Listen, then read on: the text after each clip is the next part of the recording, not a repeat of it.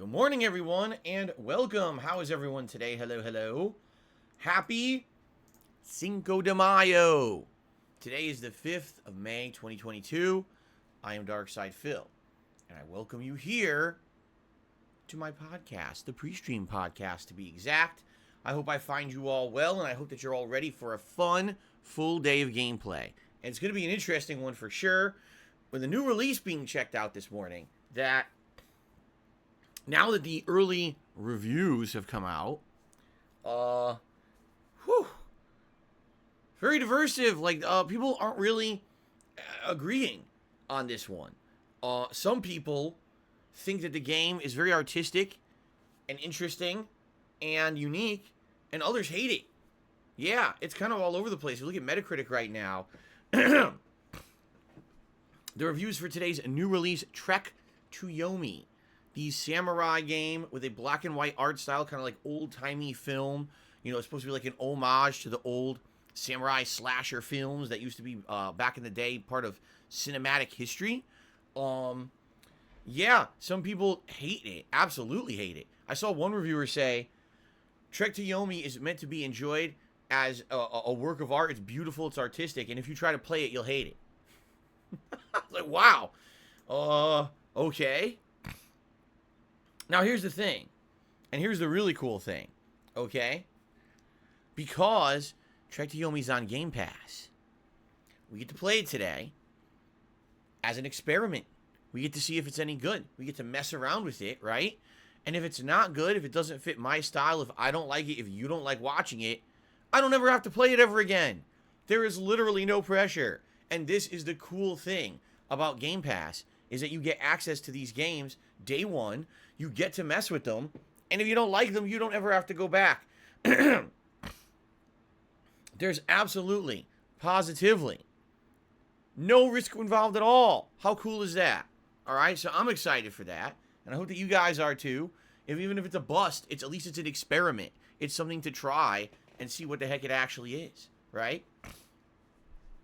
It's a far cry from actively choosing a game, buying it, and investing in it, and then feeling like you have to get a certain amount of content out of it, which is usually what ends up happening when I select a game for my streams and for my ongoing content, you see?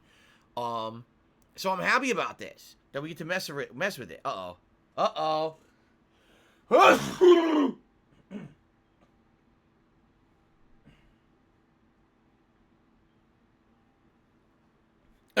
Excuse me, my allergies, if you can't tell, are still in effect and bothering me.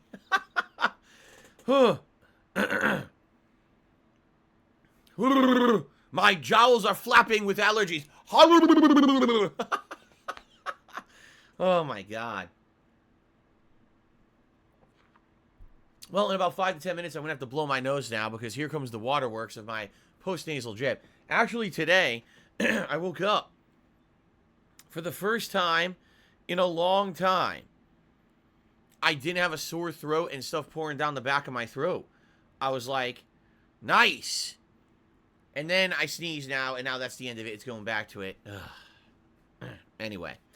So, guys, let's talk. Today is Cinco de Mayo.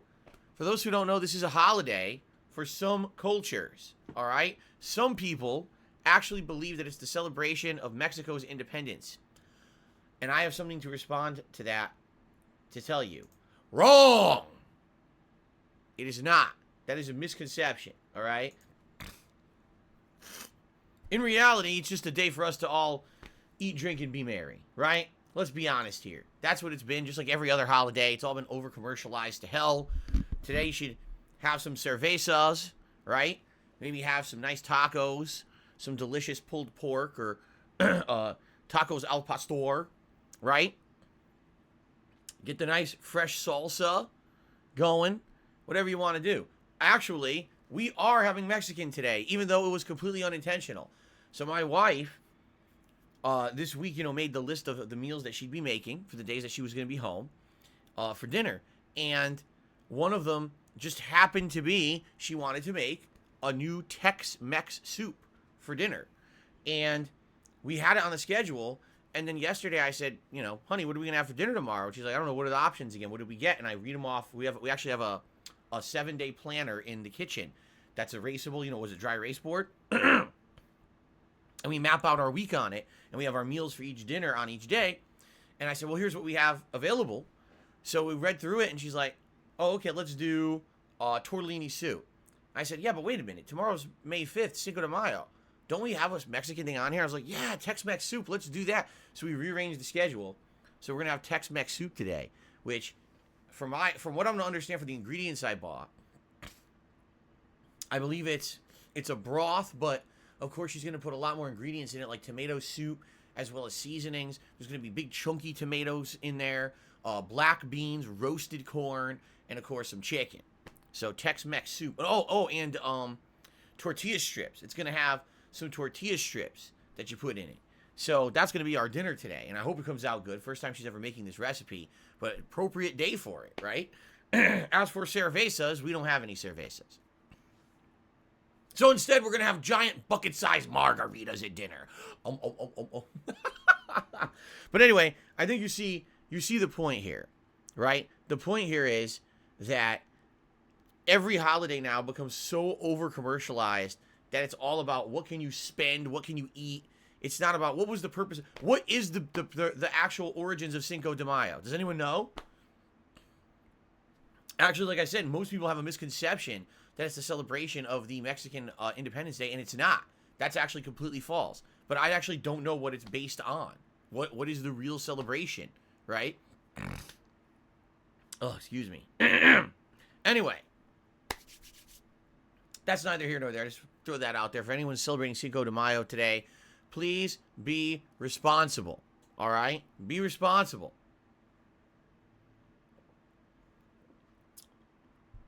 Some people are saying Pueblo resistance against the French. That sounds like Independence Day, which is wrong. Some people are saying it's the Day of the Dead. When you celebrate your loved ones who have passed on. You honor them, and by honoring them, right, by remembering them, it keeps them alive. I guess in the afterlife. I don't exactly know the spiritualism of all of it. But anyway. So, happy Cinco de Mayo to anyone who celebrates it. Well, let us go through the schedule. We have an interesting schedule coming up this week. Okay, it's very interesting, actually. So let's go through it day by day so you guys know what to expect. Today, we're trying Trek to Yomi. If it sucks ass, we don't ever have to play it again. If it's intriguing and interesting, we can continue it over the weekend. I don't know how long the game actually is. It's only being sold for $18. So you gotta think, if it's only 18 bucks, it's probably not that long. So I guess we'll see what happens today as we play it, okay? Cool. Tonight on the late stream, it is Skyrim After Hours. Continuing on with my playthrough, Skyrim Anniversary Edition. We're now almost 100 hours in. We're right about there. I think we're about to hit 100 hours, or we just did hit 100 hours. I'm not exactly sure. I think we're right on the precipice of doing it. And we're continuing with the Dragonborn DLC.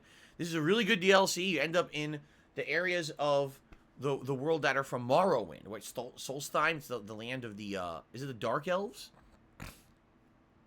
The Talmor. I think it's the Dark Elves, right? So far, it's been interesting. All right. And I've had a lot of fun with it. The 2-3 hours that we've played it, it's been good. And I'm looking forward to more tonight. Just the open world exploration is super fun. Okay? Tomorrow, we're returning to Elden Ring finally. I know some people have been itching for Elden Ring since I beat Melania on Monday. And then we moved on to the final major dungeon, Farum Azula. People have been like, man, when is it coming back? We're itching for more. What is going on? You got to the end and then now you're not playing it, right? Well, we're going back to it tomorrow, okay? And it's going to be interesting, to say the least. It is the final challenges of the game. Now, what's funny about this, you would think, if I'm in the final dungeon of the game, this is the end game, right?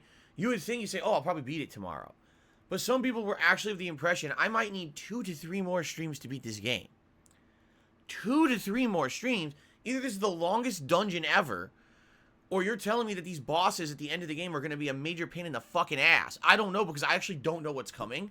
Of course, being completely transparent, over the course of the last 2.5 months the game's been out, yes, there's been people who've posted shit all over the fucking internet, and every once in a while you'll see a little picture or whatever, you're like, oh, God, there's something coming. But, you know, what are you going to do? That's the problem with a super popular game like this, is you're going to have people posting shit, memes and shit all over the internet. But I actually don't know about, like, anything coming out. I don't know how the bosses are going to play. I don't know exactly how many there are. I don't know where they're placed. I don't know. Okay? So, tomorrow, major stream of Elden Ring. Let's see how far I can get in the end game content of the game. Alright? Tomorrow night is my usual late night weekly stream of old school Street Fighter fun called Friday Night Fights. It is absolutely the final countdown now until the new collection comes out in late June. And this old 30th anniversary collection that we've been playing, no exaggeration, for 4 years now, has shown its age. It is really having issues. Every time I play it, doesn't even matter what version I'm playing, Xbox or PlayStation, it just has tons of issues at this point. Okay? So that being said, I hope we can get a good session out of it, but it's been rough. The last 2 times we played it now, it's been very tough to try to get a full session of good gameplay out of it. We'll see how it goes on Friday night. Okay? Excuse me. Then, on Saturday, we swing back to LEGO Star Wars The Skywalker Saga for the probable conclusion. Because we are in the final movie of the entire 9-movie series, The Rise of Skywalker. I've never watched this movie. The first hour that we played this game, or this movie in the game, I should say, already my mind is melted. I'm like, are you shitting me? Like, they retconned the whole plot. It's as if the first 2 movies never existed and they were starting over. Wow. No wonder so many people say the modern movie trilogy of Star Wars is shit. So anyway, we're continuing this on Saturday. We may beat it, and if we beat it, great. Great. If not, I guess we got to do one more stream, maybe one night stream, because I don't think it's going to take another major stream, quite frankly. Then, on Saturday night, this is interesting, and this is just added to the schedule, so listen up. On Saturday night, we are returning to Halo Infinite. I have not played Halo Infinite for many months. If you remember, it was very, very popular in November, December, January. Everyone was playing the living shit out of it. And then about the end of January, everyone started to get bored because they didn't update the game. They weren't adding new content. There was no roadmap for them to put in new maps and new game modes. It was just, oh, Season 2 is being worked on. It'll come out in May. May? Your game came out in November. You're literally not adding anything new until May. Well, how many people are going to play the same exact stagnant shit for 6-7 months? They're going to get bored, right? And sadly, I hate to say it, it's exactly what happened. People got bored of playing the same shit every time, and the player numbers for Halo Infinite, which were sky high, went on a slow decline, and all of a sudden, woo, right off the edge. And in fact, at one point, the Halo Master Chief Collection actually had more players online than Halo Infinite. I mean, I don't know how you blow it that bad, but they blew it. They blew it seriously bad with not supporting this game. And they cited things such as, oh, work-life balance for our employees, and, oh, the Ukraine war. It's like, wait a minute, hold on a second. You were gearing up to be the biggest Microsoft exclusive game. Like, what else does Microsoft have, right? When you really think about it right now, what's Microsoft exclusive and popular? Maybe you could argue Forza, right? That's not on a PlayStation console. There's not that much. That's only on an Xbox console, you see? So when you have a big one like this, and by the way, it was supposed to be a launch title. It was delayed a year. There was tremendous amount of hype behind this game. If you're having issues developing the game, if you don't have enough staffing or whatever, why not fix that issue? Hire more people, talk to your parent company, Microsoft, and say, hey, Microsoft, we're at 343 Industries, can't handle this game, we need more help. Instead, it's like, oh, well, we'll just pretend like we can handle it, and then the game comes out, it's popular, and now they can't do anything for 6 months. Oh, work-life balance. Wait, what? So hire more fucking people. People want to play your game. It's nonsensical. Seriously, the entire way that they've handled this game since launch has been a joke. Completely just not, it's like they couldn't handle success. They weren't ready to be popular, okay? So, the update came out this week, finally, supposedly 2 new maps, multiple new modes, and a rebalancing of the game. So now it's supposed to be, I guess, more competitive, I don't know.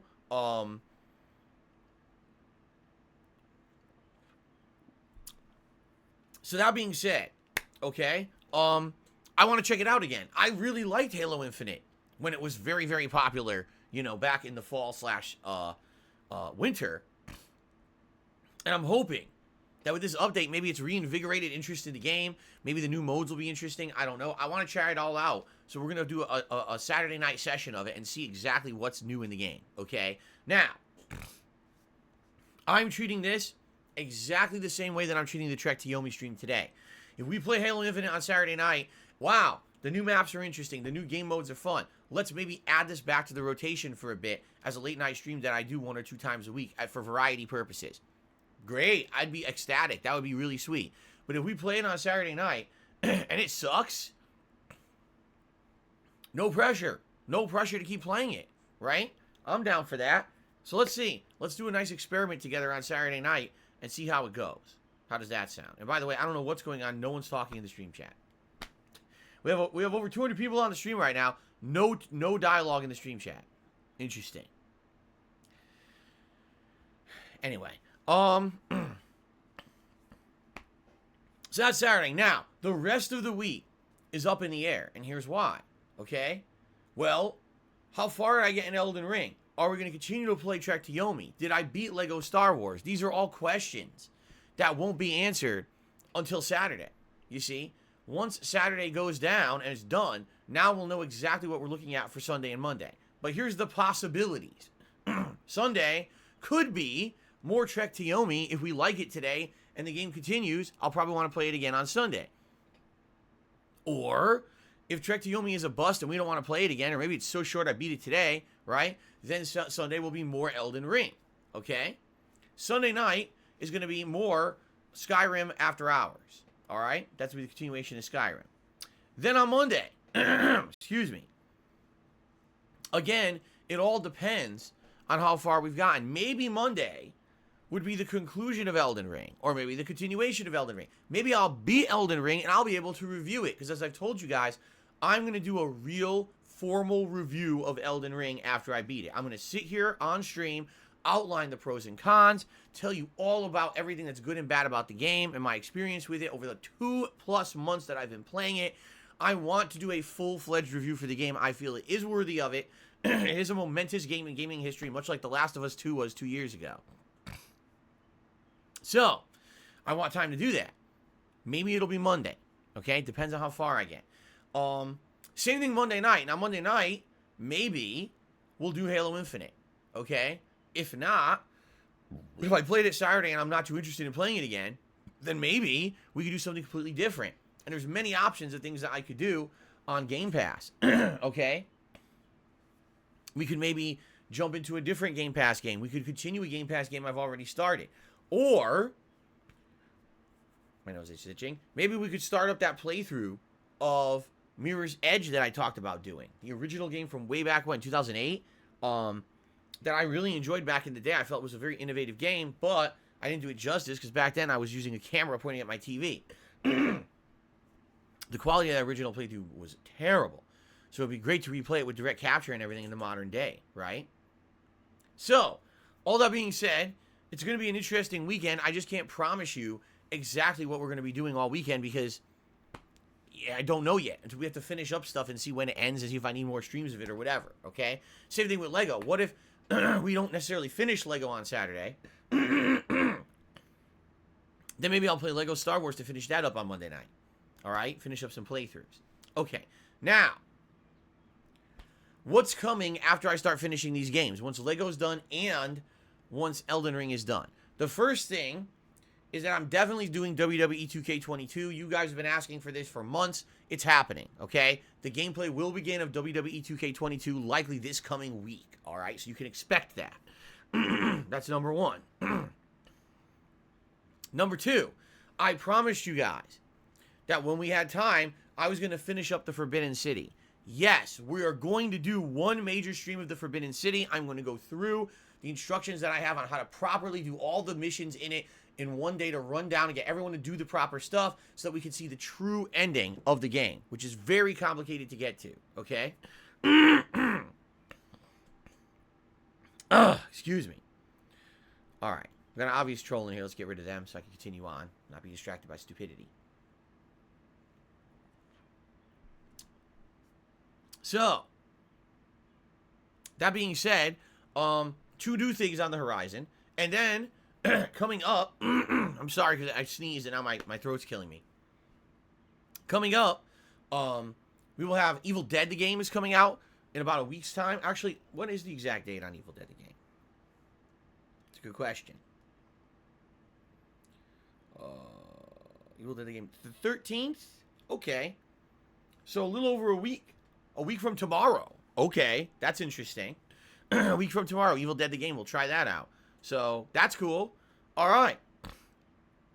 Oh, it's Friday the 13th. Wow. Evil Dead comes out Friday the 13th. Look at that timing, right? All right. And then, big special event coming up, okay? Saturday, May 14th. 1 week from this Saturday. It is my special anniversary event. It's the 1 year anniversary. Let's try this again. It's the 1 year anniversary of me returning to YouTube full time as a full time streamer and content creator. Okay. And this special event is going to have a ton of stuff going on. There's going to be a fun pre-stream podcast going through the entire last year, the ups and downs of being on YouTube full time. We'll outline that and I'll let you know about my plans for the future. Okay. Then we're going to order food for Feasting with the King. Then I'm going to do DSP Reacts to Down the Rabbit Hole Dark Side Phil. Then we're going to eat the meal together during the live episode of Feasting with the King. Then we're going to do my first ever WWE Sims match. All right? I'm going to have WWE 2K22 at that point, and we're going to do a simulated match, a over-the-top rope battle royal, as long as it works, where I do commentary over a match where all these computer-controlled opponents are going to duke it out. All right? It's the first time I'm doing any sim content in WWE games in about 3 years because it's been so long since the last one came out. This should be pretty cool and a good way to get us back into WWE, quite frankly. All right? And we might end the night with some chill stuff. I'm not sure what yet. I mean, my candidate would be Skyrim After Dark, or excuse me, Skyrim After Hours, as we call it now. But I'm open to suggestions for anyone who has any suggestions on what else we could do for gameplay for the end of that marathon, okay? But it should be a really fun one. Good variety of stuff that's going to go down during that event, okay? Now, that, again, is Saturday, May 14th. Please mark your calendars. Please, if you can, attend live. If that means canceling your plans, if that means just, deleting all other obligations on that day for you, whether they be family, friends, professional obligations for your job, school, cancel them all. Or if you can't cancel them, just blow them off completely. It's fine. Don't worry about the consequences, right? Just do it. So you can be here live, because my marathon stream is way more important. Of course. There's totally no way that you could watch the thing in its entirety on demand here on DSP Gaming after the fact if you can't be here live. That would not be possible, right? So,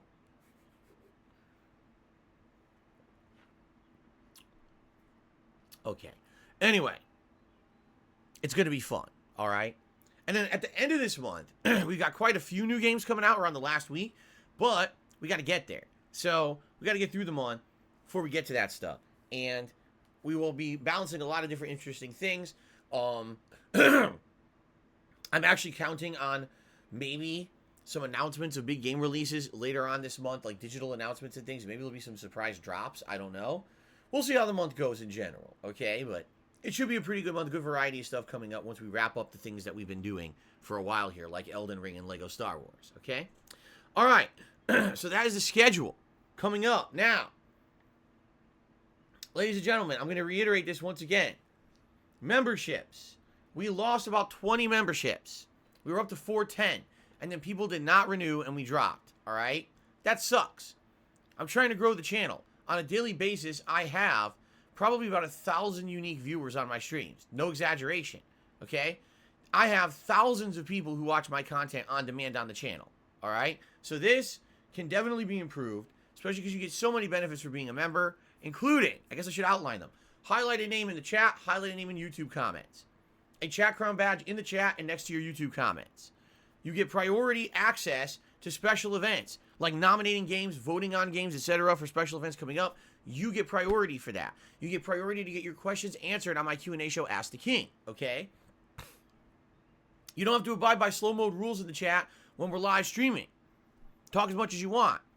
And get all my emotes unlocked, all right? Now, obviously, I wish I could offer you more. Right now, there's no actual ability to give you anything else. I would love to give you exclusive emotes just for being a sub. Doesn't exist on YouTube, all right? So, it is what it is. Okay? There will be some more stuff, I'm sure, coming in the future. But for now, please consider becoming a member of the channel. When we hit 400 members, I'll be able to add the Rastafill emote that I wanted to add, but we couldn't because we dropped 20 members and people didn't auto-renew. You see? If we hit 450 members, that is the goal for May. And if we do hit that at some point during May, I'll be doing the next DSP Reacts event. And you guys are going to be able to vote on what I react to in this special event. Selections will include some selections from the Frederick Knudsen channel, more down the rabbit hole videos, or reacting to the original This Is How You Don't Play video ever made from way back in the day, or reacting to the the John Rambo and Howard recording that was put out on the internet in 2015 that effectively was a slam against me to end our friendship. All right? So, that's some selection right there. I can't imagine why people wouldn't want to see me or hear me react to that stuff. But you got to become a member to make it happen. That's the whole point. Motivation, right?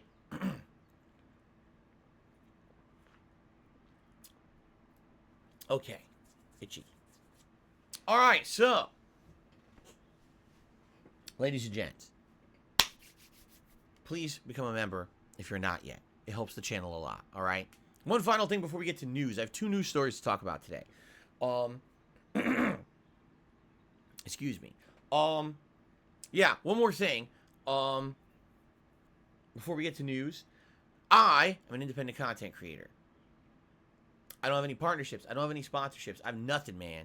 It's just me sitting here, sharing my thoughts with you, playing games, having a good time on a daily basis, all right? I want to say thank you to those who contribute to these streams and allow me to continue to do what I love for a living. Not only to play the big AAA releases that are hype and bring in the views and bring in the people who want to see me rage and yada, yada, yada, but also the fact that I can play a variety of games, the indies, right? Things that don't get high priority, but I'm able to play them and enjoy them. People who are here for chill streams, right? Games that aren't necessarily new releases, but things that are relaxing to watch me play and we can have a good interactive time together. Thank you to my entire audience who supports all of that stuff, okay? Because if it wasn't for you, I wouldn't be able to enjoy my job the way I do, and I wouldn't be able to put out the kind of content that I enjoy putting out. Back in the day, I was beholden to the YouTube viewer. They dictated what I played. Because if I played something and got no views, I didn't make money that day. You see? It was all about ad revenue and views. Today, it ain't about that at all. It's about people having a good time and then supporting the content, okay? So, that being said, thank you in advance to anyone who supports this stream in any way. Thank you in advance to any of you who watch this content on demand and support the content. How can you do so? Well, I've already talked about channel memberships, and whether you're watching on a stream or on demand, you could become a member, and it helps this channel. If you're watching on stream, you can do a super chat or a super sticker. Those are done through YouTube, or you can tip me. Tips are very important. Tips help the channel a ton, and because tips are so important, we have reward tiers in effect. When we raise $50 in tips, I put on Gunner glasses. When we raise $100 in tips, you guys get to vote on a silly hat for me to wear. And then if we hit the full tips goal of 150 on any given stream, you get to vote on a big vest for me to wear as well. Okay? So thank you in advance for anything that you would contribute to this stream. I really appreciate it. To those of you watching my content on demand on YouTube right now, you guys have supported me through thick and thin. I've been doing this for 14 years, and you guys behind the scenes are what I like to call the silent majority. You don't speak up that much, but when you do, usually it's really important. And you guys are there to watch the content and support it in whatever way you can. Now, traditionally, that's been through views and ad revenue. But We're cutting it these days, all right? So, if you could possibly support the channel in another way, excuse me, whether that, again, is becoming a channel member or something new that I just earned for this channel as of last week, super thanks. This is the ability to contribute, just like when people do super chats and super stickers during a stream, you can do a super thanks on an on-demand video. This contributes to my channel, but highlights your message in the chat. So now your message stands out forever as something highlighted that people will see when they watch that video back, okay? As a way of saying thank you, I am periodically every day reviewing all comments on my videos, and if I see any super thanks, I'm liking them and basically giving, I forget what it's called, like, there's this thing that a creator can do, the uploader, to highlight a message. They could, like, it's not pinning it, but it's something else. So I do both. I like and I do the other thing, the creator highlight thing. So basically your message stands out in the comments as a way of saying thank you very much for your contributions, okay? So, thank you very much to anyone who contributes in any way. I really appreciate that you allow me to keep doing what I love for a living. If you haven't noticed, there's no product placements in my videos. There's no advertisements in my videos. It's just me putting out content. I don't have to do that because you guys support what I do. Let me tell you how relieving it is. You know, it really was eye-opening. When I did the Down the Rabbit Hole Wings of Redemption reaction, because I'm watching this podcast in the show, and during this podcast, no exaggeration, the whole right quadrant of the screen is ads. Intrusive, terrible. It degrades the quality of the show tremendously to have half your screen ad. There's a video where Woody's gamertag is crying. He's crying talking about his experiences with Wings Redemption. And it's completely ruined because the top of the screen is a bunch of fucking ads for Minecraft. It makes it look so completely insincere. It makes him look like a fucking scumbag. I'm so happy I don't have to do that shit. Really. Over the years, I've never have to sell myself out. I've never had to degrade my content with that garbage. Thank you. Thank you so much for allowing me to be about the content and not about the ads and the bullshit and the money. Seriously. You have no idea how happy it makes me to know that I can do this. I have a podcast with no plugs on it. None. I don't need it. So thank you for that. Okay. All right. Now, ladies and gentlemen, let us continue. All right. So, news-wise, there's one interesting story that I definitely want to talk about today, okay? Now, I thought I had two stories, but I'm forgetting what the other one was. The one that I want to talk about today is kind of interesting because it's kind of opening a can of worms in a way. But I think that it needs to be talked about. All right? Now, here's the deal. Since the inception of Game Pass and the launch of the program, okay, people have been talking about how Game Pass may or may not change the way that not only games are sold, okay, but possibly even the way that games are developed, all right? When you have a game that's a new release and you choose to either sell it outright for a flat price, a full retail purchase, or if you choose to offer up your game as part of one of these subscription services like EA Play or the Game Pass system, right? It's a different revenue model. But the question is, what is the revenue model? Because no one seems to know what it is. How much are these companies really making when they are under Game Pass as opposed to when they sell their game outright? Are there some games like smaller indie games that maybe would not sell very well because of little notoriety or marketing, but because they're part of Game Pass, people download them because they're free under the system, and now they're making money? Or is it vice versa? Are there some companies that feel they need the exposure of Game Pass, but then when their games are on there, they don't make any profit? We've seen stories, both directions actually, okay? We absolutely have seen stories saying, oh, Game Pass really helped this game at launch, and then we've seen stories where game devs have come out and said, you know, our game came out on Game Pass 3-4 months ago, it's successful, downloaded a ton, we haven't seen $1 of profit yet. We don't even know when it's coming or if it's coming. Okay? Now, the reason I'm bringing this up today, all right, is because there's a story that the makers of the game Fury, do you guys remember that game, Fury? All right, if you don't know what it is, it was a action-based game. A lot of people at the time were saying, oh, it's like Dark Souls. It's not like Dark Souls. It was challenging. It doesn't make it Dark Souls. But Fury is an interesting concept, okay? You're a warrior, and you're going through these different stages. I don't remember if you were a ninja or not. It was a very stylized game. A lot of people say it was kind of like Tron, where it has like neon graphics and stuff in certain stages. And it's very challenging. You have to figure out how to make progress in each stage. The game has unique gameplay mechanics that you need to learn and adapt on each stage to get through challenges. And at the end, there's a big epic boss fight at the end of each stage, and each one is pretty unique and different. Again, you have to kind of implement different gameplay mechanics to beat each boss, all right? It's certainly not an easy game. It's actually quite challenging. I couldn't beat it. I actually rage quit Fury. It's one of the games I will outright admit that over the years, I couldn't take it. Over the years, you know, there's certain games that piss me off, and I just didn't want to continue. Fury was one of them. Fury was a game where I just could not beat this particular boss. It was driving me insane. I didn't like the gameplay mechanics involved in beating that boss, so I rage quit the game, all right? And I'll admit that. Years later, of course I'll admit I rage quit a game. It's public. It's the video's ended. Obviously, I rage quit it, right? It's documented. So,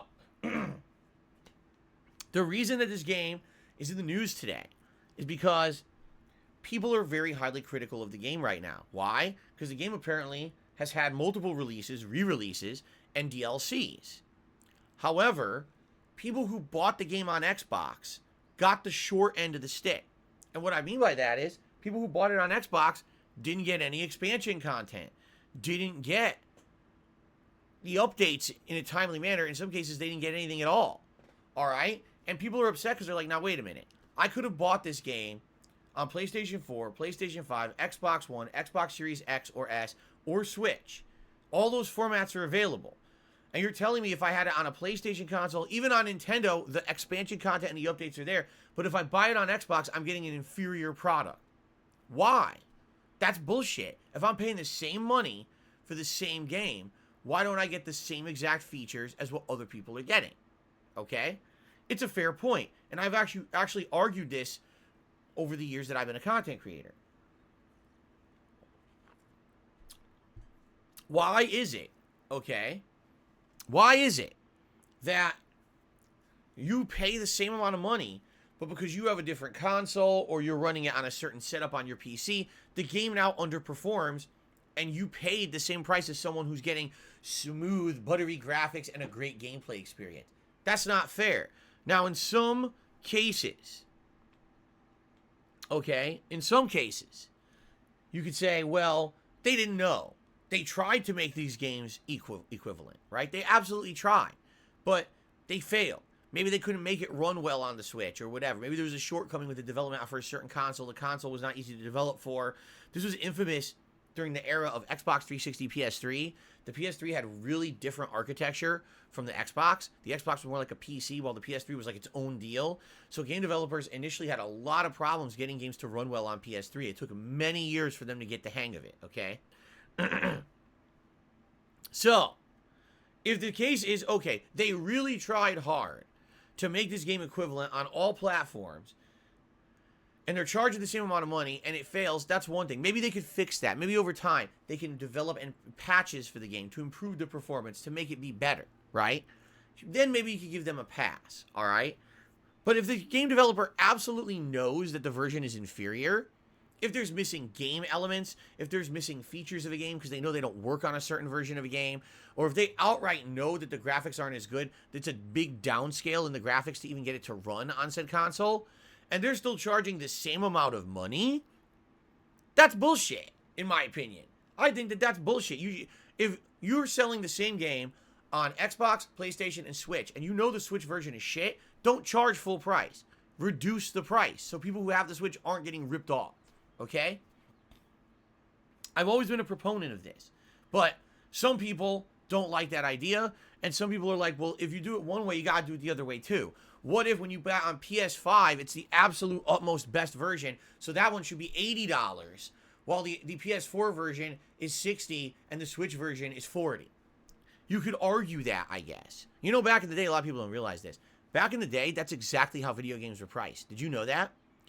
Go look at a print ad, or if remember they used to have those like the Sears, I think they called it the Wish Book. At the end of the year, department stores would put out catalogs of all the popular products so people would circle what they wanted for Christmas, okay? And in that catalog, they used to list video games. Take a look. Action-based games that are short usually were sold for a discounted price, like maybe $40. Regular level games were sold for around $50 to $60. And games that were known to be lengthy and have more content or better graphics were actually sold for inflated prices. They were sold for around $70 to $80. An SNES game, yes, back in the 90s, was sold for around $70 to $80 if it was a lengthy game. This was commonplace back then. At some point, pricing became a level thing where all games are kind of sold for the same price. I don't know when that happened.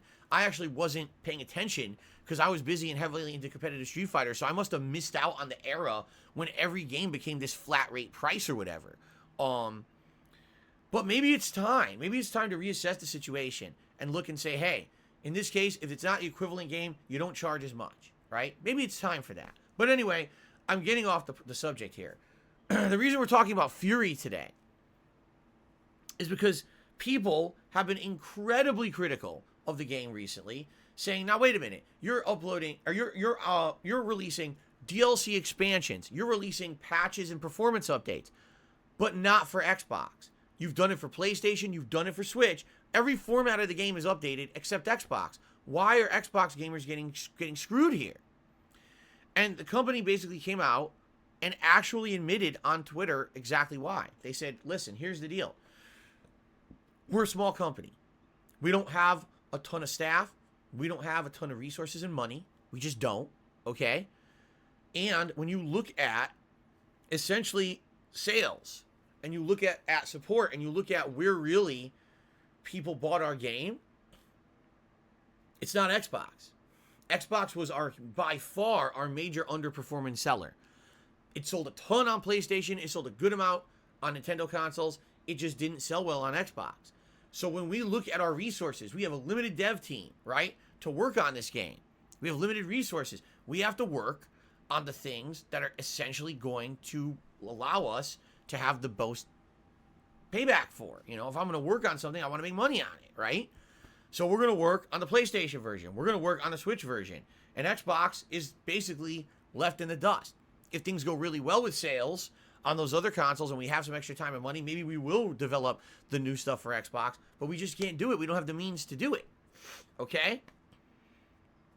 Now, some people are getting pissed and calling them out and saying, well, that's bullshit.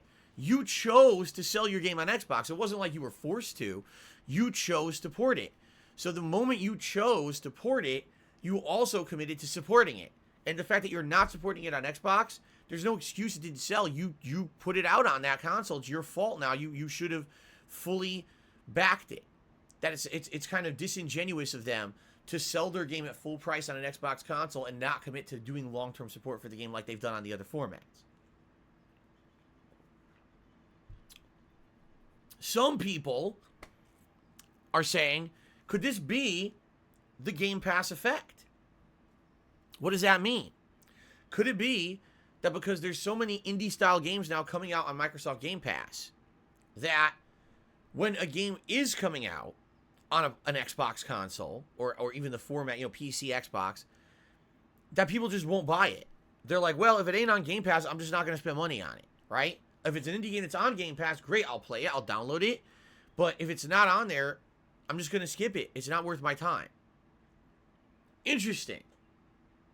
This is definitely an interesting premise. Could it be that this service that initially on paper looks great, it's definitely a huge advantage for the consumer. $15 a month, I've had access to so many games, okay? Just to give you guys some perspective, all right?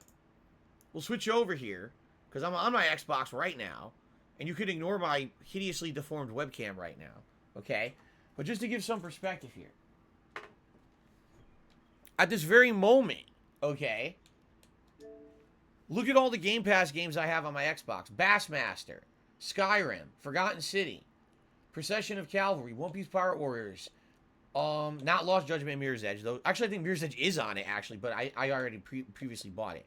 I Am Fish, Quake, Serious Sam 4, Trek to Yomi, the game we're playing today, the new release, Trek to Yomi, I'm playing because it's under Game Pass, okay? So all those games, and that's just stuff that I'm playing now.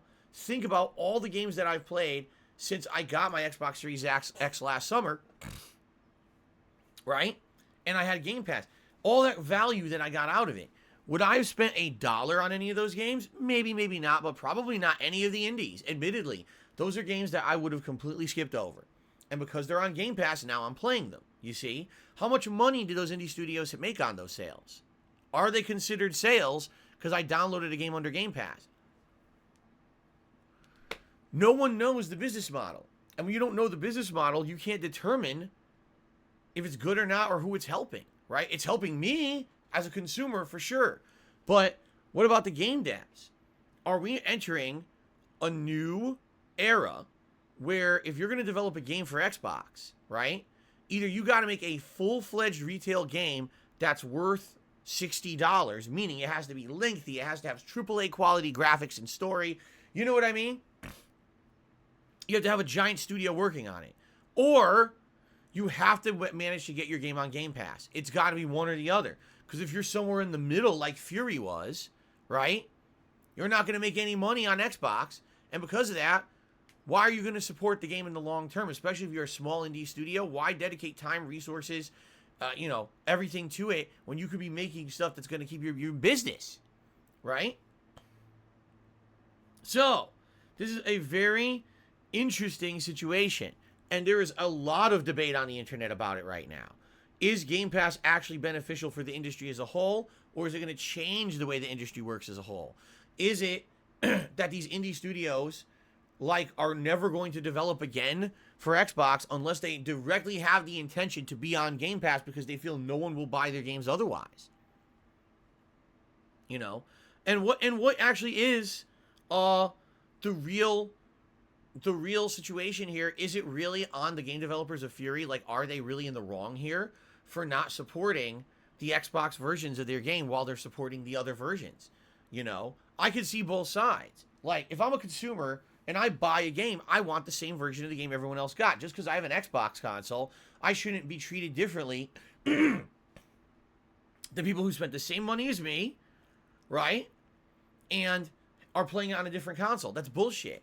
I should get the same patches, the same updates, the same expansions, the same support. It's not fair that I spent the same money as someone who owns a PlayStation and I don't get the equivalent product, right?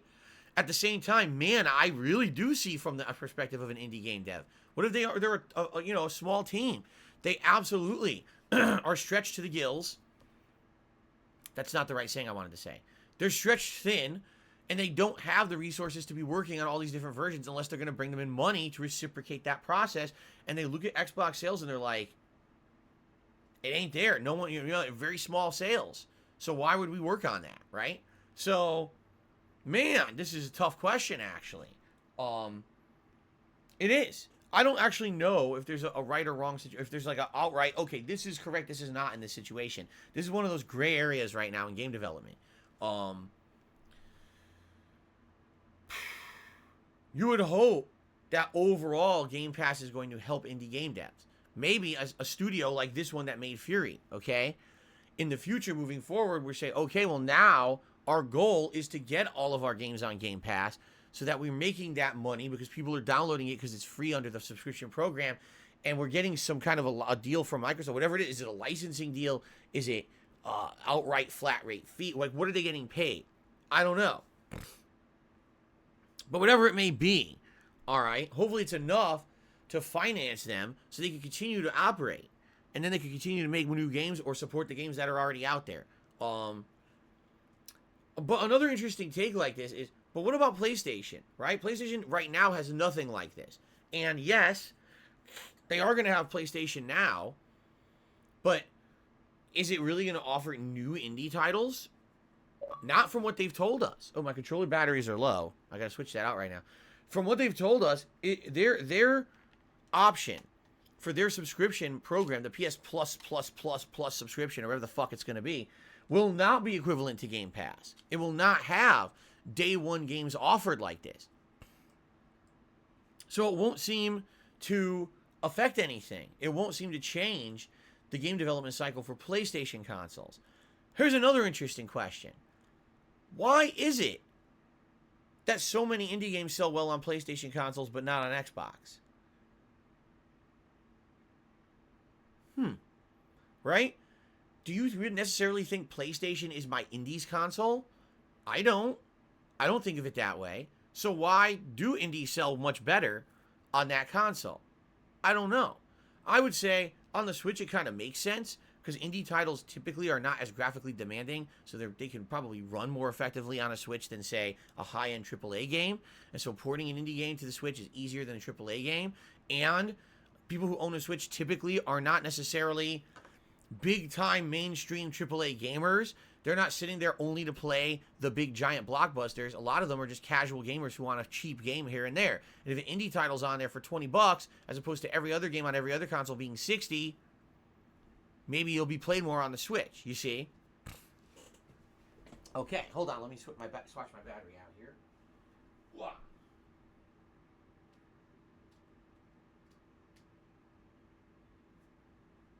Okay.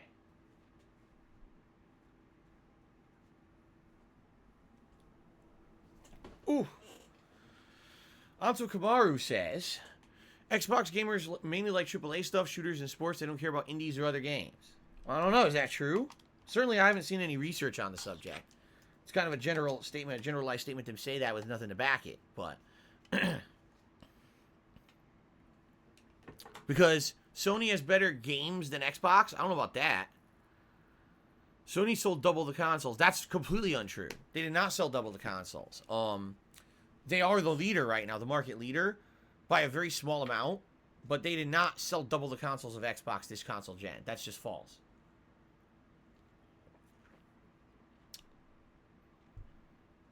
JadFX says there's been tons of reports and interviews that Game Pass significantly boosts the sales of indie games. So, again, it's another situation. It's kind of a gray area. It's a wait-and-see situation. What's going to happen? I personally have really enjoyed playing a lot of the indie games that I've played since I got my Xbox Series X. And again, these are games likely I never would have bought outright otherwise, and I never would have played on a PlayStation console through purchasing them. But since I have the subscription-based service, here I am, I'm playing them, right? So, obviously that says something. There's a lot of games getting play on my streams and in my videos that I normally wouldn't have touched as a result of Game Pass. That's got to be a positive for these guys. I'm sure I'm not the only one, right? But then what happens to Fury, right? A game that got left in the dust. And I guess it wasn't on Game Pass, and it got screwed. Anyway. All right. That was the story. There was another story I had today. For the life of me, I can't remember what it was. I'm having like a complete brain fart.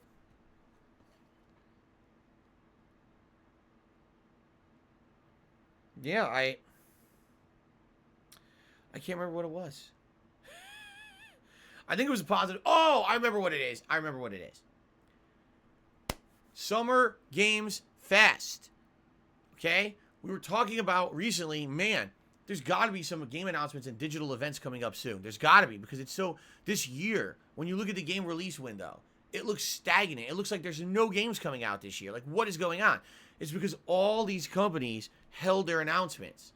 There's no E3 this year, so now they've got to find another outlet, okay? Summer Games Fest is going to be one of the biggest ones. This is the one run by Jeff Keighley.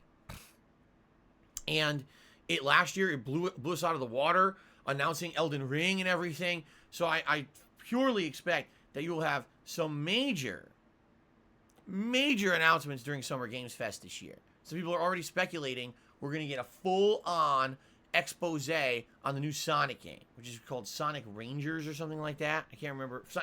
Sonic Frontier, something like that. I think that's what it's called. So, interesting. Very interesting, right? When is it? First week of June. I want to say he said it was June 9th, but maybe now I'm thinking it was June 6th. I forgot to write it down. It's either June 9th or June 6th, like that first week of June. All right. And Obviously, there's excitement around it, and obviously, yes, I want to cover it, but until we have information on exactly when it's going to be and how long it's going to be or whatever, you know, I don't really want to go too much into it. And, you know, typically this time of year I'd cover E3, but there's no E3 anymore. It's gone. It's done. It's been gone for years. So,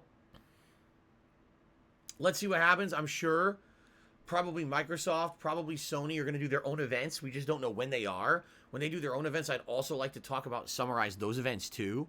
But it may be Summer Games Fest is a big thing to kind of cover and talk about. I don't know. Let's see when it is. Maybe we'll watch it live together and I'll comment on it. All right? So that's coming up in early June. When we get concrete details and more information about what's going to happen, we'll solidify how I'm going to cover that. Okay? Okay. All right, ladies and gentlemen. It's time for shout-outs. Let's get to shout-outs, okay?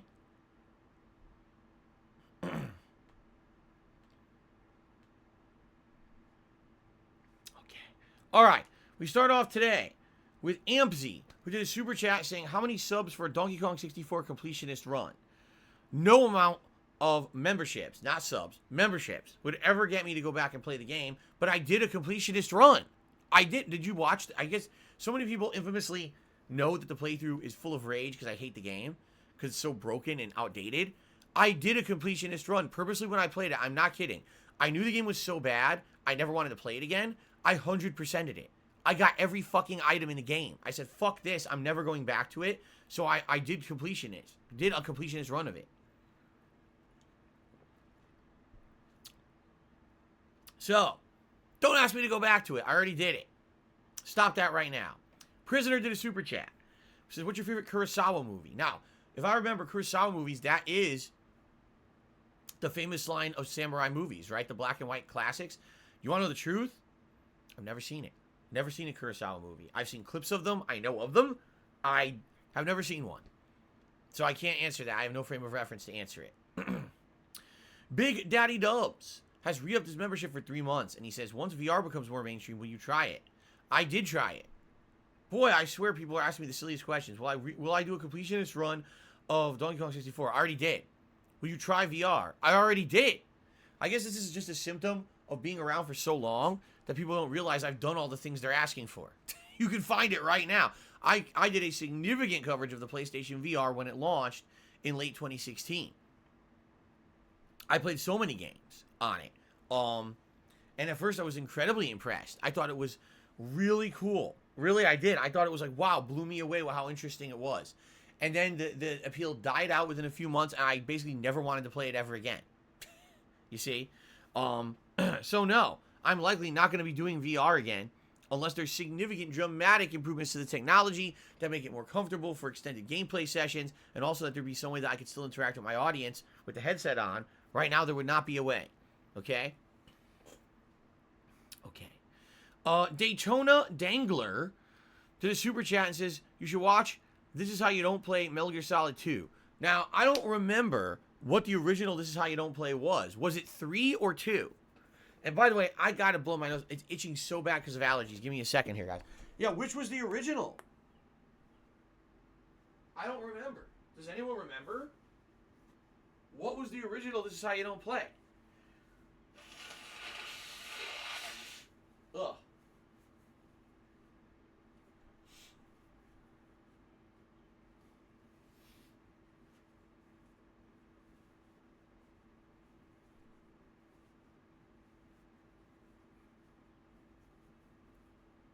Yuck.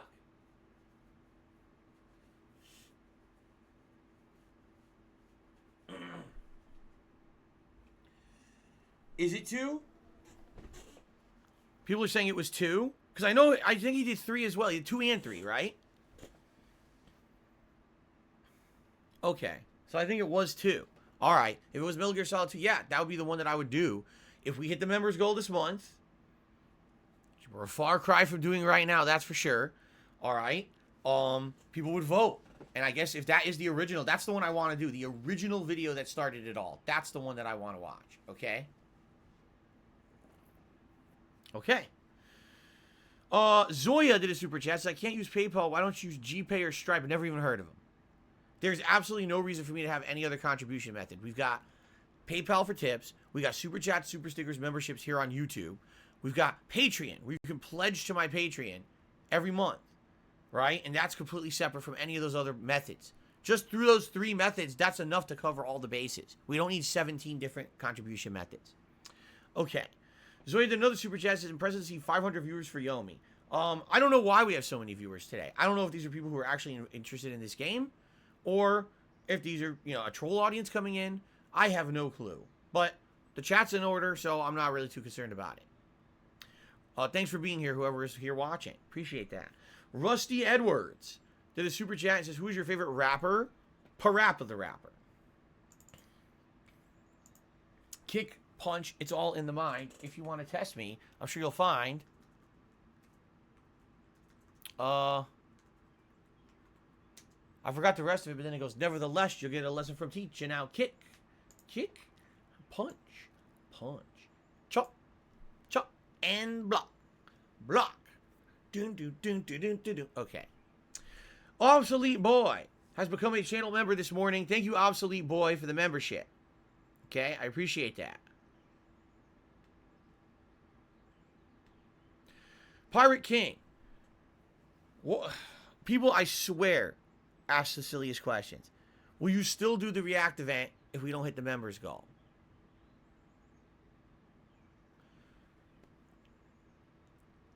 I announced the monthly goal is this many members. If we hit that many members, we'll do the event. You'll vote. We'll determine what I'm reacting to, and we'll schedule it. And we'll have a special event. Will you still do the event even if we don't hit the members goal?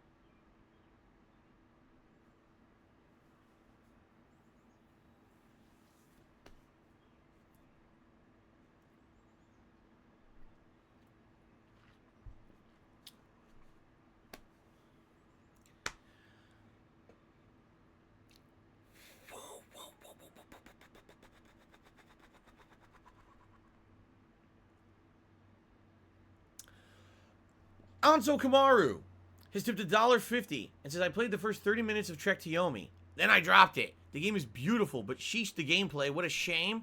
Thank goodness for Game Pass. You should probably just beat it, though. It's apparently ultra mega short. I have no idea what I'm going to think about this game. I have purposely stayed away from gameplay. I actually don't even know how it plays. I don't. I have no idea. This is 100% an exploratory stream where we're checking this out live, legitimately. I have no exposure to the game's gameplay, so I don't know what it's going to be. I could hate it. Yeah. I could hate it. Okay. What was the game I was referencing? Fury. F-U-R-I. F-U-R-I is the name of the game. That's what the story is about. Okay? All right, so ladies and gentlemen. Any questions for me? We have open Q&A now in the chat. All right? Open Q&A. So, if you're interested in asking me a question, please tag me in the chat, and let's do some Q&A. So, Thought Symphony of the Night. I loved the game until they flipped the castle, and I was like, dude, I can't believe the game is doubly long, and I quit it. And that was many years ago. That was in the 2000s, and I haven't played it since. I might really love it today. I don't know. But I thought the game was gorgeous at the time when I played it. JadFX says, doesn't help games like Kina and Sifu cost $40 on PlayStation 5, but are only 10-hour experiences. It's extraordinarily expensive to purchase indies often on PlayStation. That's a good point to make, I feel.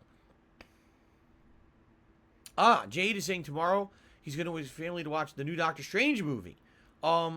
Let us know how it is. It looks really good. It does. To me, it looks like a really cool movie. And I'm interested. I liked the first Doctor Strange movie. So. Let's see here. Would I need John and Howard's permission to react to their video? No, because they're actually, in reality, there's no video from them anymore. It doesn't even exist. Whatever it is that they uploaded originally in 2015, I don't even know what it was because I didn't immediately listen or watch it. By the time that I listened and watched to it, it was like a re-upload of a re-upload of a re-upload. I don't know what the story is behind that recording at all.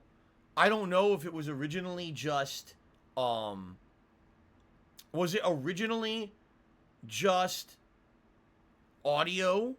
And where was it uploaded? Was it uploaded to John's channel? Because it's not there now. Was it uploaded to Howard's channel? Because it's not there now. But all you can find is like mirrors of the mirrors, right? And because of that, and like I told you guys, I can't even confirm from what I searched. I can't even confirm that the re-uploads are the entire thing.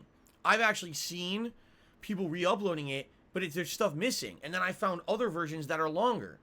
So I don't even know, is there like a preserved version of the original recording from 7 years ago that wasn't fucked with? It seems like people fucked with it for their own purposes or something. I don't know. I don't know what they were doing. But it's weird to me that you have versions of it out there that entire chunks are missing. Like, why is that chunk missing from it? It doesn't even make sense. Why would you fuck with the recording, right? So anyway, no, at this point, you wouldn't have to ask for anything. First of all, it's not even an original work anymore. What's out there is like a re-upload of a re-upload of a re-upload. And the people involved are not actively content creators on the internet anymore. They put it out there to the public, all right? And it's that simple, is that you can react to something like that. And, you know, in reality, I think that the reason they put it out is because they kind of wanted me to react to it, which I never did. They were looking for a reaction from me. Why else would you put out a piece of content like that, right? And if you didn't notice, in 7 years, I didn't do it. Every once in a while, people ask me about it, and I'll give a little bit of an answer here or there, but I've never actually gone step by step through it. So, why ask Wings for his permission? Because that video about Wings, okay, it's not Wings made. He didn't make it. If Wings had made the video, I wouldn't have freaking asked him for permission. But Wings didn't make it. It was made by a third party.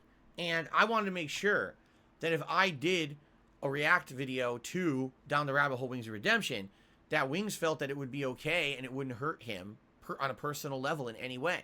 You understand? He gave his blessing. So because of that, it means it's fine. That content that John and Howard put out is their own content in their own words. That's not, oh, someone else making a documentary about them that may or may not be truthful and could be harmful. That's their own shit they put out there. So there's no reason to have to confirm or any permission in that regard. You know what I'm saying? I didn't have to get Wings' permission. I was just being nice. I wanted to be a nice guy because the thing is, people have put out so much harmful shit about me that's untrue or half-truths, and I don't want to be that person. I don't, you know?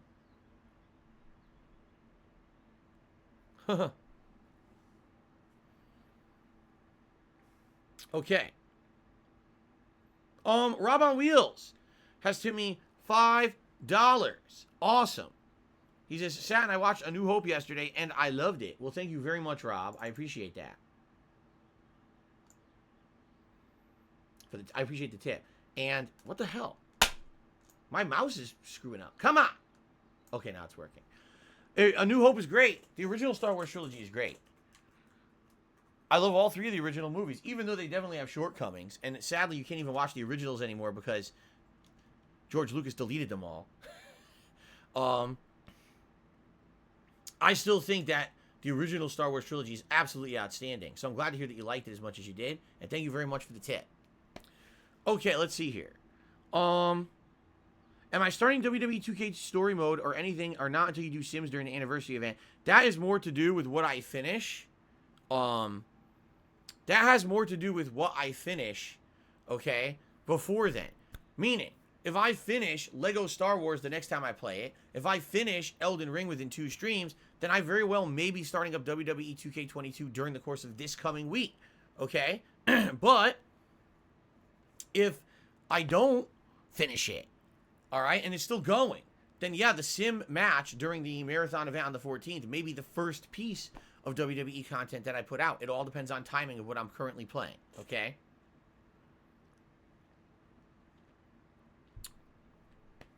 Stu the Guitarist says, why is it 2D Sonic games are much more highly regarded than 3D Sonic games? Well, I would say there's 2 different reasons. Number one, because those are the games that it started with. There's a nostalgia factor there. Those are the games that were the originators of Sonic content, right? When you think Sonic, you think the classic 2D side-scrolling games. You don't necessarily think about all the 3D outings. The other thing I really feel is that there have never been consistent 3D outings. Every time that they make a new 3D Sonic game, It's all fucking different. Oh, this one, they changed the gameplay elements here. They changed the story here. And since they're all different, there's no ongoing, consistent line of games. If you think 2D Sonic, you think Sonic 1, 2, 3, Sonic and Knuckles, Sonic CD, and Sonic, I guess you could say Knuckles Chaotix is part of that line. And then you start jumping into, I think there were some handheld games in the 2000s that continued that line. And then you start thinking about like Sonic Mania, Sonic Generations has that gameplay style. Sonic Colors, right? All these 2D ones are really good. But then think about the 3D ones. Sonic Adventure, Sonic Adventure 2, right?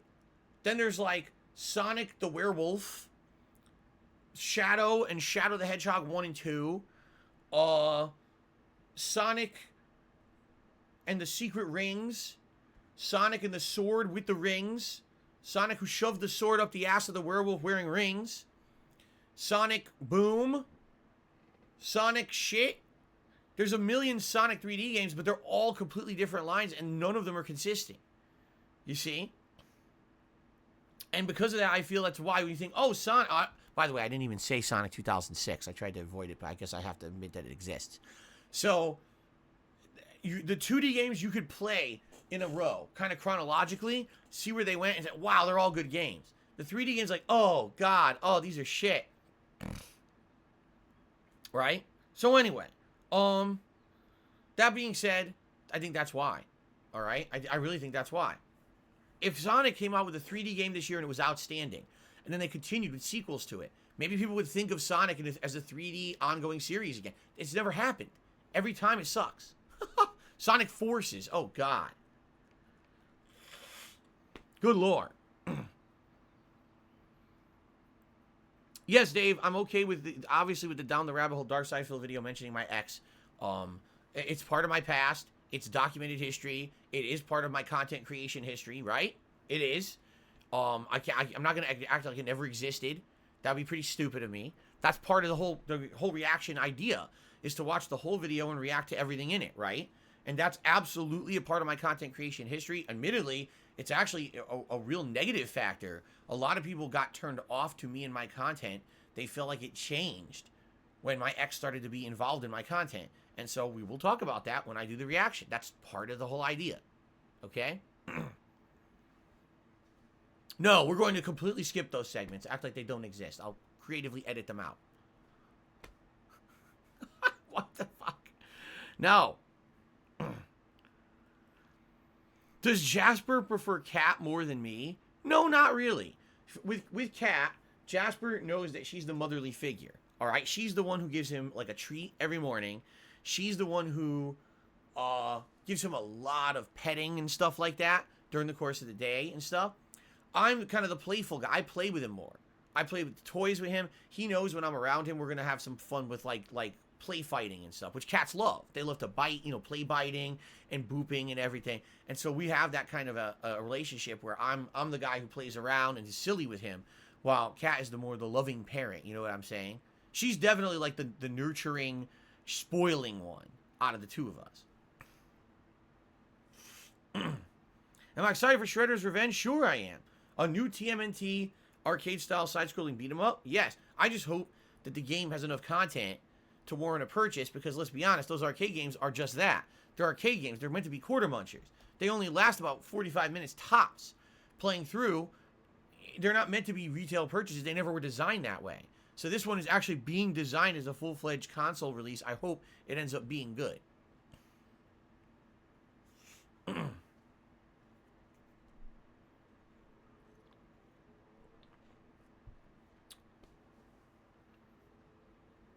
Would I ever play the AEW game if it ever releases? I don't know. I'd have to look at it and judge for myself. The thing is, I don't watch AEW wrestling. To this day, I still have not seen a single AEW match. I've seen clips on social media. That's it. I probably wouldn't know half the people in the game or what they do or anything. So it probably wouldn't be as appealing as a WWE game where I have a lot of history. Christian says, I started playing Trek to Yomi. I'll say it feels more like a movie. The combat takes getting used to, but overall I like it so far. Okay. Am I excited for Gotham Knights? If the game ends up being a situation where it's like each character you play feels different, and each character has their own plot line and their own like unique challenges, then I think it would be a really good game, right? But if it ends up being every character kind of feels the samey, then I think it's going to suck. I think it's going to be grindy and boring and feel repetitive. So I hope that it's not that. I hope that each character feels completely unique, and you need a different play style for different challenges and things in the city. It could be pretty cool. Am I going to watch Stranger Things Season 4? I don't have Netflix. So unless I get Netflix, the answer is no. Anto Kamaru says the new TMNT Shredder game is by the Streets of Rage 4 team, and they're saying it's going to have 40 hours of gameplay. That's insane. 40 hours of beat-em-up gameplay. That may be too much. Way too much. Jeez. Excuse me. 672 says, in honor of Revenge of the Fifth, who's your favorite Star Wars Sith character? My favorite evil character? I guess I would say there's 3 levels on this one. If you're talking smooth criminal style, like the coolest badass, probably Count Dooku, right? If you're talking like, oh my god, craziest fighter ever and probably wouldn't want to fuck with them head up, probably Darth Maul. But if you're talking overall factor, of course it's Vader, but of course classic Vader. Not Vader who was revealed to be a whiny child pod racer who then grew up and weirdly fell in love with a princess who was way older than him and then became a whiny bitch and slaughtered a bunch of children. Like, no. Regular Vader from the original trilogy. There you go. Before all that bullshit. Okay. You should play Dragon Ball FighterZ like MVC3. I played Dragon Ball FighterZ. I did, when it was new. Do I miss anything about living in Connecticut? Food. Food was great. Italian food. There was tons of authentic Italian food out there. Can't get it here. East Coast seafood. Very different than West Coast seafood. Here it's very fish-based. Out there it was mostly shellfish and tons of different kinds of pasta and shellfish dishes. They don't really have those out here. And there's a really neat zoo, Bearsley Park Zoo, that I really like to go to in Connecticut that I can't go to anymore, obviously. It was only a few blocks away from me when I lived there. And my parents, of course. I don't get to spend time with my parents in person. Those are the things I miss. Everything else is, the weather's better, the taxes are better, the people overall are better, the living conditions are better, everything's in close proximity out here, my house is better, everything's better. Everything.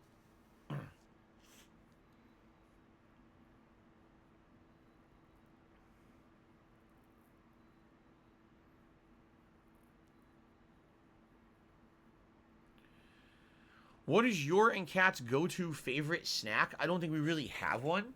When we have snacks, we've varied what we do. Over the years, I've had like sandwiches, wraps, breakfast as a snack, like an egg sandwich, as opposed to like a lunch meat sandwich.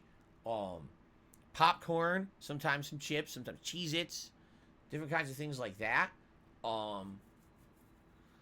Every once in a while, if we can, we make our own pizza at home. It'll be like one night, we'll just be sitting around like, we're kind of hungry. We want a snack. Let's make a homemade pizza. And you get the dough that you got from the grocery store. You put it on a pizza pan. You grease it. You put it out. You put it in the oven for like 8 minutes. You take it out. You put some sauce. You spread it. Some seasoning, like Italian seasonings. A little bit of sprinkled cheese. Your choice of whatever you want for a topping, whether it's veggies or meat or whatever you got in the house. You just toss it right in the oven. You have a homemade pizza. It's good. It's good, but it's certainly not like pizzeria pizza. But it's still decent, for what it is.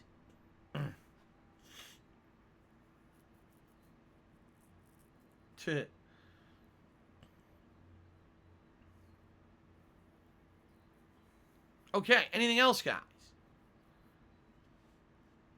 Lazy snacks? Usually, if I'm going to have a snack, it's actually kind of like a mini meal. Because in the morning, when I wake up, I usually have something quick for breakfast, like a quick microwave burrito or something. It's like 200 calories, right? You boop, get a little bit of food in you. I start with my stream. I don't have a lunch. My dinner is between 4 and 5 p.m. That's why one major meal. And then when I actually finish my late stream, I usually have like a snack at night. And it could be like a sandwich with a little side or something like that. I basically have my lunch after dinner. It's kind of a weird meal order because of the way my schedule is for work.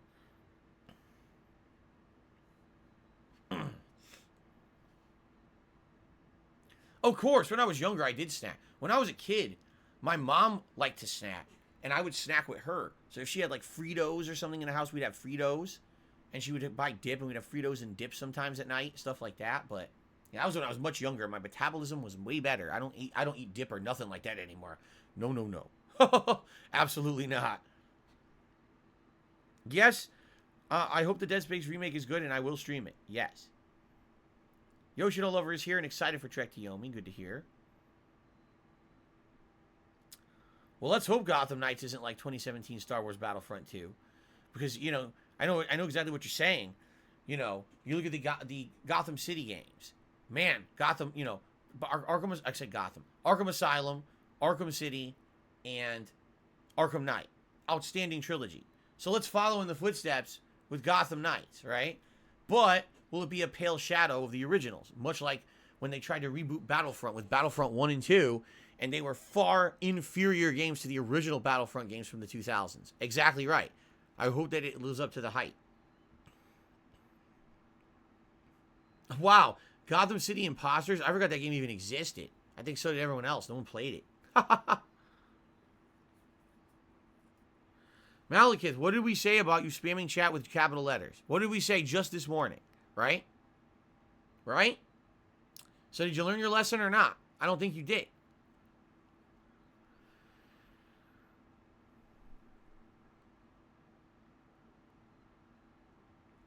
Helixification says, the hamstring muscle. I was talking about this during my Iron Fish playthrough. I said, why do you call the muscle a hamstring?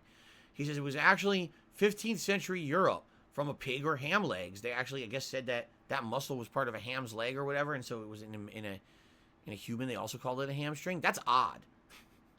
Why call a human muscle a part of a pig? Who knows, right?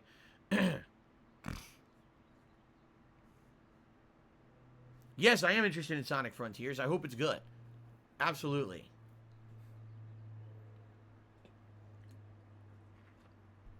Do I think Game Pass nights have been a success? Overall, yeah. Take a look at some of the fun games that we've played this year as a result of Game Pass nights, right? Just messing around with certain games and making fun progress. Some, you know, I Am Fish, the whole playthrough was Game Pass night content, right?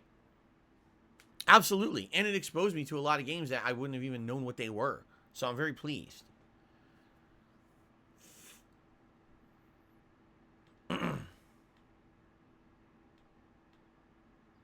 Okay. All right, ladies and gentlemen, I think it's time for a brief break for me to just quickly use the restroom.